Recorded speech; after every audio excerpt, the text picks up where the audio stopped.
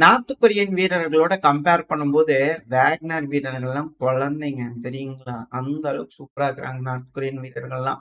அப்படிங்கிறது போல உக்ரைன் தரப்புலருந்து வந்துட்டீங்கன்னா, பாராட்டு மழைகள் பொழிஞ்சிருக்கு. என்னங்க வேக்னார் படை வந்து குழந்தைகளா? அவங்க தானங்க பக்முட்லாம் மீட்டெடுத்தாங்க. பல இடங்கள் வேகனார் குழந்தைகளா மாறிட்டாங்கன்னா, அப்புறம் நார்த் கொரியா எந்த அளவுக்கு இருப்பாங்க? நீங்க என்னங்க அவங்கள ஏதோ டம்மி வீரர்கள், காயமடைஞ்ச வீரர்கள், சிவிலியன்ஸ கூட்டிட்டு வந்து உட்டாங்க. ஏதோ ஊர் சுத்தி பார்க்கிறேன்னு கூட்டிட்டு வந்து எங்கேயோ உட்டாங்க அப்படின்னு என்னென்னமோ கதைகள்லாம் வந்துட்டு இருந்தது. ஆனா, இப்போ உக்ரைன் கிட்ட இருந்து திடீர் மாற்றங்கள் வந்தது. என்ன காரணம் அப்படிங்கிறது போல தெரியல. எது எப்படியோ இப்ப இது போல குற்றச்சாட்டுகள் வந்து பார்த்தீங்கன்னா, உக்ரைன் தரப்புலருந்து வந்துகிட்டு இருக்கு. வேக்னர் வீரர்கள் வேஸ்ட் அப்படிங்கிறது போல வந்துட்டு இருக்கு. பொறுத்திருந்து தான் பார்க்கணும். என்ன நடக்க போகுது அப்படிங்கிறது தெரியல. அது மட்டும் இல்ல, டொனால்டு டஸ்க் அவர்கள் இருக்கிறார் இல்லையா? போலாண்டோட பிரசிடென்ட். அவர் தரப்புலருந்து என்ன ஸ்டேட்மெண்ட்ஸ் வருது அப்படின்னா, ரஷ்யால வேஸ்ட்டுங்க. ஈரோப் ரொம்ப ஸ்ட்ராங்கா இருக்கும். இப்ப வந்து ரஷ்யாவ வழிக்கு கொண்டு வர வச்சிரணும் அப்படிங்கறத அவரு தரப்புன்னு தெளிவா இருக்கிறாரு. பார்ப்போம். அது மட்டும் இல்லாம உக்ரைன் கிட்ட அதிகமான வீரர்கள் இருக்கிறாங்க ரஷ்யாவ விட. அ ரஷ்யா வந்து வேஸ்ட்டா இருக்காங்க. நார்த் கொரிய வீரர்கள் சூப்பரா இருக்கிறாங்க. ரஷ்யாவ விட ஸ்ட்ராங்கா இப்ப ஈரோப் இருக்கிறாங்க. இது போல விஷயங்கள்லாம் வரும்போது, இப்ப களத்துல ரிஃப்ளெக்ட் ஆகணுமா இல்லையா? களத்துல ஏங்க அது மாறுது? அப்படிங்கிற போல கேள்விகள் இருக்கு. இப்போ அதோட ஃப்ரஸ்ட்ரேஷன் வந்து பார்த்தீங்கன்னா தெரியுது.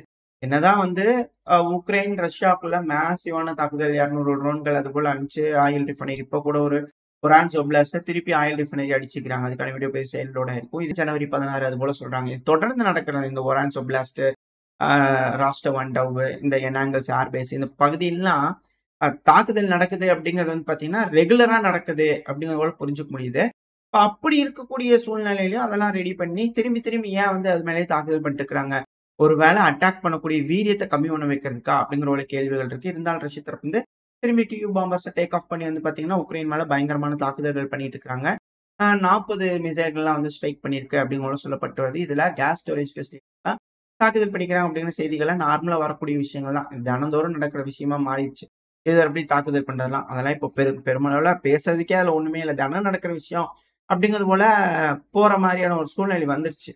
இப்போ இப்படி இருக்கக்கூடிய சமயத்துல களத்துல வந்து பாத்தீங்கன்னா, அப்ப அது போல இருக்கணும் இல்லையா? உக்ரைன் வந்து பெருமளவுல தடுக்குறாங்க. இல்ல முன்னேறுறாங்க அப்படிங்கிறது போல இருக்கணும். ஆனா தினந்தோறுமே ரஷ்ய தரப்பு வந்து முன்னேறுறாங்க அப்படிங்கிறதே வந்து பாத்தீங்கன்னா, ரெகுலரா கேட்கக்கூடிய விஷயமா மாறிடுச்சு. அதுதான் இங்க இருக்கக்கூடிய ஹைலைட்டா இருக்கு. என்னதான் ரஷ்யா வீக்கா இருந்தாலும், களத்துல பெர்ஃபார்மன்ஸ் வந்து பாத்தீங்கன்னா, ரஷ்யா தான் ஓரளவுக்கு ஸ்டெப்ல ஹையா இருக்கிறாங்க அப்படிங்கிறது தெரியுது. களத்துல ப்ரூவ் ஆகுது. இது எப்படி மாறும் அப்படிங்கிறது தான் தெரியல. அது மட்டும் இல்லாம, இப்ப யுகே, பிரான்ஸ்லாம் வந்து பார்த்தீங்கன்னா உட்காந்து பேசிக்கிறாங்க. எப்படி நம்ம பீஸ் கீப்பிங் ஃபோர்ஸ உள்ள அனுப்பலாம் அப்படிங்கிறது போலலாம். ரொம்ப ஆர்வமா இருக்கிறாங்க. ஒரு வேள அக்ரஷனா இருக்கு, தேவைப்பட்டுச்சுன்னா அனுப்பிடலாம் அப்படிங்கிறதெல்லாம் பலர் யோசிச்சுக்கிட்டு இருக்காங்க. இப்ப அப்படி ஒரு வேள யுகே தரப்பு வந்து பீஸ் கீப்பிங் ஃபோர்ஸ் அனுப்புறாங்கன்னா என்னென்ன சினாரியோ? இப்ப கரண்ட்டா இருக்கக்கூடிய லைன். அந்த லைன் ஆஃப் டிஃபென்ஸ்ல வந்து பாதுகாக்கிறதுக்காக போகலாம் அப்படின்னு ஒரு சினாரியோ. யுகே இந்த மேற்குலக தரப்புலருந்து வர்றது. இல்ல அப்படின்னா, பஃபர் ஜோன உருவாக்கிட்டு, அந்த பஃபர் ஜோனுக்கு தாண்டி வராம ரஷ்யா வர்றதுக்கு நம்ம பார்த்துக்கலாம். அப்படிங்கிறதுக்காக ஒரு சினாரியோ. அதுவும் இந்த பஃபர் ஜோன் சொல்றாங்க இல்லையா? அது எப்படின்னா, உக்ரைனோட சில பகுதிகளுக்குள்ள வந்துட்டாங்க அப்படின்னா, உக்ரைன்ல மத்த பகுதிகள்லாம் இப்போ ஒடெசா, லிவிவ், ஓலின் இந்த பகுதியெல்லாம் உக்ரைனோட வீரர்கள் இருப்பாங்க இல்லையா? அதுவும் இந்த பெலருஸ் பார்டர்லலாம் வந்து பார்த்தீங்கன்னா, உக்ரைனோட வீரர்கள் இருப்பாங்க இல்லையா? ஸோ அவங்க எல்லாத்தையும் கேதர் பண்ணா ஒரு மிக பெரும் படையா மாறிடும். அந்த படைய கொண்டு போய் உக்ரைன ஃப்ரண்ட் லைன்ல சண்டை பிடிக்கிறதுக்காக பயன்படுத்திக்கலாம். நம்ம போய் வந்து பார்த்தீங்கன்னா, சண்டை இல்லாத பகுதியா காப்பாத்தலாம் அப்படிங்கிற கூட ஒரு யோசனையில பிரிட்டன் தரப்புல இருந்து இருக்காங்க. இதெல்லாம் ஆதி காலத்துலன்னு சொல்லிட்டு இருக்கிறேன். எல்லா சேனல்லயும் வந்து பார்த்தீங்கன்னா, இதைத்தான் பேசிட்டு இருக்காங்க. ஆனா எப்போ ஒரு பிரச்சனை ஆரம்பிக்கும் போதுலேருந்து இதை பத்தி பேசிட்டு இருக்காங்க எல்லா தரப்புல இருந்தும். திரும்பி வந்து பார்த்தீங்கன்னா, இது ஏதோ பிரிடிக்ஷன் அப்படிங்கிற போல வந்து பார்த்தீங்கன்னா சொல்லிட்டு இருக்காங்க யுகேவோட மீடியா தரப்பு வந்து. 3வது வந்து பார்த்தீங்கன்னா, ஏர் டிஃபென்ஸ் சிஸ்டம் வந்து பார்த்தீங்கன்னா, உக்ரைனோட மேற்கு பகுதிய புரொடெக்ட் பண்றதுக்காக வச்சுக்கிட்டோம்னா, அங்க வச்சு எல்லாம் ட்ரெய்னிங் பண்ணி எல்லாம் செஞ்சு, அங்க இருந்து ரஷ்யாவ தாக்குதல் பண்ணிக்கலாம் அப்படிங்கிற ஒரு யோசனையில இருக்கிறாங்க. எல்லாம் தெரிஞ்ச விஷயம் தான். பட் இருந்தாலும் திரும்பி புதுசா யோசிக்கிற மாரி யோசிச்சு பேசிட்டு இருக்கிறாங்க. அதுவும் இன்னொரு செய்தி, பிரான்ஸோட மீடியாக்கள் எப்படி எழுத ஆரம்பிச்சுட்டாங்கன்னா, பிரான்ஸ் இருக்கிறாங்களா, மறைமுகமா ஒரு வேள பெலருஸ் தரப்புல இருந்து உள்ள இறங்கிட்டாங்க. உக்ரைன சுத்தி வளைக்கணும்னு முடிவு பண்ணிட்டாங்க. என்ன பண்ணலாம்? ஒரு ஆப்பரேஷன் மேசிவா பண்ணணும். உள்ள பூந்து எல்லாத்தையும் தடுத்து நிறுத்தி மீட்டெடுத்துறணும். உக்ரைனுக்காக நம்ம ஆதரவா சண்டை பிடிக்கிறதுக்கு ஒரு ட்ரெய்னிங் பண்ணுங்க அப்படிங்கிற போல ட்ரெய்னிங் பண்ணி பார்த்துருக்கிறதா செய்திகள்லாம் வர ஆரம்பிச்சிருக்கு. இது அதிர்வலைகள பிரான்ஸ்குள்ள பெருமளவுல ஏற்படுத்தியிருக்கு. ஏன்னா மக்கள பொறுத்தவரைக்கும் ரஷ்யாக்கு எதிர்த்து சண்டை பிடிக்கிறது அப்படிங்கிறது வெஸ்டர்ன் கண்ட்ரில இருக்கக்கூடிய மக்களுக்கு பெருமளவுல இன்ட்ரெஸ்ட் இல்ல. இப்ப இருக்கக்கூடிய சூழ்நிலையில. பட் ஆனா அரசாங்கங்கள்ல வந்து பார்த்தீங்கன்னா, அந்த மாரி இல்ல. போட்டு பார்த்துடலாம் ரஷ்யா கூட அப்படிங்கிறது போல ஒரு மனப்பான்மையில தான் இருக்காங்க. இப்படி இருக்கக்கூடிய சூழ்நிலையில எப்படி அப்படிங்கிற ஒரு கேள்வி வருது. இப்படிலாம் செய்திகள் வந்துச்சுன்னா எப்படி எல்லாம் ப்ரிப்பேர் பண்றீங்களா மக்களை? இங்க பாரு சண்டை தான். எல்லாம் ப்ரிப்பேர் ஆயிக்கங்க அப்படிங்கிற போல இருக்கா? அப்படிங்கிற ஒரு கேள்வி இருக்கு. அது மட்டும் இல்லாம இப்போ டெமோக்ரஸி அப்படிங்கிறத அவங்களாம் மலர வச்சே தீருவாங்க. இப்போ எல்லா யூரோப்பியன் யூனியனா இருக்கட்டும், அதாவது ரஷ்யாக்கு ஆதரவா இருக்கிறவங்களும் சரி, எதிரா இருக்கிறவங்களும் சரி, இது 2 அணிகள் தானே. இந்த அணிகள்ல இருக்கக்கூடிய நாடுகள்லாம் எலக்ஷன் லைனா வந்துகிட்டு இருக்கு. அந்த எலக்ஷன் மிக பெரும் பிரச்சனையா இருக்கு. இப்ப பெலரூஸ்ல வரக்கூடிய எலக்ஷன்ல யார் ஜெயிக்க போறாங்க அப்படிங்கிறது தெரியல. அடுத்தது ரொமேனியால வந்து எலக்ஷன் வச்சு ஃபர்ஸ்ட் ரவுண்ட்லயே நடந்துருச்சு. இப்ப திரும்பி அங்க எலக்ஷன் வைக்கணும் அப்படிங்கிறதுக்காக ப்ரோ ரஷ்யன் அவர்கள் வந்து பார்த்தீங்கன்னா பெருமளவுல கிளப்பி விட்டுருக்காங்க. செய்திகள்லாம் அதாவது ரொமேனியா வந்து நாட்டோ பேஸ் ஆஃப் பயன்படுத்திக்குவாங்க அப்படிங்கிறது போல விஷயங்கள பேச ஆரம்பிச்சிட்டாங்க. ஸோ அப்படி வர்றதுனால என்ன நடக்குதுன்னா, ரொமேனியால ஒரு 2, 3 நாளைக்கு முன்னாடி வந்து பயங்கரமான ப்ரொட்டஸ்ட். 10,000க்கும் மேற்பட்ட மக்கள் பல வீதிகள்ல வந்து பார்த்தீங்கன்னா, பிளாக் பண்ணியிருக்கிறாங்க. ப்ரொட்டஸ்ட் நடந்துட்டு இருக்கு ரொமேனியால அப்படிங்கிறதோட சொல்லப்பட்டு வருது. எங்களுக்கு டெமோக்ரஸி வேணும் அப்படிங்கிறதோட வந்து பார்த்தீங்கன்னா, மக்கள் விருப்பப்படுறாங்க. அது வந்து நிறைவேத்த மாட்டேங்கிறாங்களே, டெமோக்ரஸிய பின்பற்றக்கூடிய நாடுகள் அப்படிங்கிறது போல இருக்கு. இதுல என்ன ஒரு சந்தேகம்னா, ஒரே ஒரு விஷயம் தான் எனக்கு. சிம்பிளா கேட்க வேண்டிய ஒரு கேள்விதான்.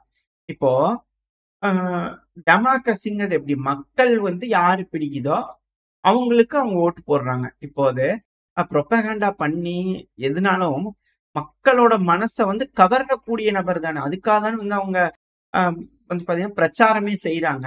அப்படி பிரச்சாரம் செய்யறது நியாயம் தான். டெமோக்ரஸினால பிரச்சாரம் பண்ணுவாங்க அரசியல்வாதிகள் இல்லையா? இப்போ ஒரே ஒருத்தர் தான் ஜெயிக்கணும். அதுதான் டெமோக்ரஸின்னா அது எப்படி? அது டெமோக்ரஸியே இருக்காதே. மக்களோட மனச நீங்க கவரல. அதனால தான் உங்களுக்கு ஓட்டு குடுக்கல. அப்படிங்கிறது போல தானே இருக்கு அப்படிங்கிற சந்தேகங்கள் பல அனலிஸ்ட்க்கு இருக்கு. பட் எது எப்படியோ அந்த நாடுகள் பொறுத்தவரைக்கும் ப்ரோ ரஷ்யன் ஆதரவா இருக்கிறவங்க ஜெயிச்சுட்டாங்கன்னா அது டெமோக்ரஸி இல்ல. மக்களே ஓட்டு போடல அது டெமோக்ரஸி இல்ல. அப்படிங்கிற போல அவங்க தரப்பு வந்து இருக்கு. பார்ப்போம். என்ன நடக்க போகுது? இதுக்கு மேல எப்படி எலக்ஷன் கொண்டு வர போறாங்க அப்படிங்கிறதெல்லாம் பார்த்துடலாம். இந்த ஈராக் பொறுத்தவரைக்கும் சில பல பிரச்சனைகள் இருக்கு அப்படிங்கிறத மாற்று கருத்து இல்ல. அப்படியே மிடில் ஈஸ்ட்க்கு வந்துட்டோம்னா, சிரியா தரப்பு வந்து மிரட்டல்கள் வந்துகிட்டு இருக்கு. யாருக்கு? இஸ்ரேலுக்கு. இங்க பாருங்க நீங்க ரொம்ப அதிகமா எங்களோட பகுதிகளுக்குள்ள வந்துகிட்டு இருக்கீங்க. சிரியாவோட பகுதிக்குள்ள வந்து ஆக்கிரமிப்பு பண்ணிட்டு இருக்கீங்க அப்படிங்கிற மிரட்டல்கள் இருக்கு. பட் இருந்தாலுமே இஸ்ரேல் தரப்புல இருந்து என்ன செய்றாங்கன்னா, இதுக்கு முன்னாடி அரசாங்கம் இருந்து இல்லையா, ஆசாத் அவர்களோட ராணுவம் இருந்து இல்லையா, அவங்க அதிகமான ஆயுதங்கள் வச்சுக்கிறாங்க. 30,000ன்றாங்க, 3,000ன்றாங்க. அதாவது ஆயுதங்களோட எண்ணிக்கைகளா இருக்கும், இல்ல அம்யூனிஷன்ஸா இருக்கும். அது கரெக்ட்டா தெரியல. பட் ஆனா ஒரு மிக பெரும் குடோன் கணக்கான ஆயுதங்கள் வந்து பார்த்தீங்கன்னா, டேங்குகள், அவங்க யூஸ் பண்ணக்கூடிய குண்டுகள் எல்லாத்தையும் வந்து பார்த்தீங்கன்னா, இஸ்ரேல் பறிமுதல் பண்ணிக்கிட்டே இருக்கிறாங்க. எடுத்து கொண்டு போயிட்டே இருக்கிறாங்க. இதுக்கு ஹெச்டிஎஸ் தரப்பு வந்து உதவுறாங்க அப்படிங்கிற குற்றச்சாட்டுகள் இருக்கு. இத நம்ம முன்னாடியே விவரிச்சிட்டோம். HTS, Free Syrian Army, Syrian Democratic Force, New Syrian Army இது போல பல விஷயங்கள் இருக்கு. இது எல்லாமே தனித்தனி அமைப்புகள் தான். இப்போதைக்கு சிரியாவோட தெற்கு பகுதியில வந்து பார்த்தீங்கன்னா, அமெரிக்காவோட பேக்டு ஃப்ரீ சிரியன் ஆர்மியோட கட்டுப்பாட்டுக்குள்ள தான் பெருமளவுல இருக்கு. இதுல தாரா, சுவேதா இந்த பகுதியெல்லாம் தனித்தனி பகுதிகள். அடுத்து கோலன் ஹைட்ஸ் வந்து பார்த்தீங்கன்னா, ஆல்ரெடி நமக்கு தெரிஞ்ச ஒரு விஷயம் தான். அ இஸ்ரேலோட கட்டுப்பாட்டுக்குள்ள இருக்கு. இது போல இருக்கிறதுனால, அது மெஜாரிட்டியா அமெரிக்கா சார்பா இருக்கக்கூடிய அமைப்புகளா தான் இருப்பாங்க. அதனால அந்த பகுதியில ஈஸியா இஸ்ரேல் தரப்பு வந்து முன்னேற முடியுது அப்படிங்கிற போல கருத்துக்கள் பார்க்க முடியுது. என்ன ஏதுங்க தெரியல. துருக்கியும், அமெரிக்காவும் தயாராயிட்டு இருக்காங்க. போக போக தான் ட்ரம்ப் அவர்கள் வந்ததுக்கு அப்புறம் தான் இந்த மாதிரியான முடிவுகள் வரப்போகுதுலாம் தெரியும். ஸோ அது நம்ம பொறுத்து வந்து பார்த்துக்கலாம். மிடில் ஈஸ்ட்ட பொறுத்தவரைக்கும் சிக்கல் தான். அடுத்தது இப்ப அமெரிக்கால மிக பெரும் பிரச்சனையா இருக்கிறது இந்த காட்டுத்தீ. இந்த காட்டுத்தீ அணைக்கிறதுக்காக ரொம்ப போராடிட்டு இருக்காங்க. இந்த லாஸ் ஏஞ்சல்ஸ், இந்த கலிபோர்னியா பகுதியில. அந்த இடத்துல என்ன நடந்திருக்குன்னா, கனடா தரப்புல இருந்து விமானம் இந்த தீயணைக்கும் விமானம் இருக்கும் இல்லையா? அது தண்ணிய மோந்துட்டு இடத்துல போடுவாங்க. இது போல விஷயங்கள் கெமிக்கல்ஸ்லாம் அப்படியே கொட்டுனாங்க அப்படின்னா, அந்த தீ பரவாம இருக்கிறதுக்காக இருக்கும் இல்லையா? அந்த விமானம் பறந்துட்டு இருக்கும்போது எவனோ ஒருத்தன் ட்ரோன வந்து பார்த்தீங்கன்னா பறக்க விட்டுருக்கான். எதுக்கு பறக்க விட்டான்? ஏன் பறக்க விட்டான்னு தெரியல. பறக்கும்போது அந்த ஃப்ளைட்ல போய் சொருகி இருந்துச்சுன்னா அந்த ஃப்ளைட் டேமேஜ் ஆயிருச்சு.